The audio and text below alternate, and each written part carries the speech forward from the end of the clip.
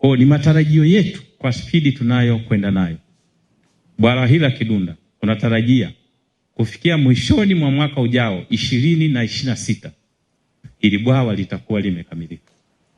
Na kukamilika kwa bwawa la Kidunda kutatusaidia kutuhakikishia uzalishaji wa maji kwa muda wote katika vyanzo vyetu vya mto Ruvu.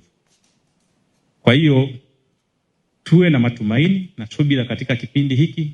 Kazi kubwa ni kuongeza kasi ya kukamilika kwa hili bwawa kusudi baada ya mwakani basi tusiwe na changamoto kama hizi ambazo tumekuwa tukizipata. Bwawa hili pamoja na kutoa maji katika kuhudumia kwenye vyanzo vyetu, bwawa hili nalo litazalisha umeme megawati 20 katika bwawa hili la Kidunda. Msimu ni mzuri, basi yale maji yatahifadhiwa, na kama mambo yanaenda kama hivi tunaenda tunamaliza, basi yanaweza yakatumika kwa shughuli zingine. Sisi yatatupa uhakika kwamba tunaweza optimize miundombinu iliyopo kwa asilimia zote kwa kuwa na maji, na lina uwezo wa kuhifadhi lita bilioni 190 katika uwezo wake.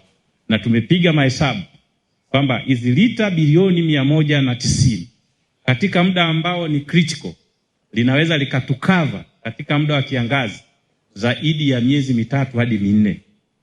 Na tumejaribu calculate muda ambao tunapokuwa tunasafa hata kama mvua itachelewa kunyesha. Pamoja na ujenzi wa bwawa, lakini bado utakuwa na haja ya kuwa na usimamizi thabiti wa vyanzo vyetu kusudi bwawa hili liweze kuwa na matokeo chanya.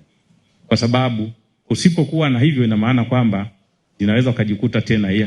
Kwa hiyo swala la uhifadhi wa vyanzo vyetu ni swala ambalo linahitaji uendelevu wa karibu sana.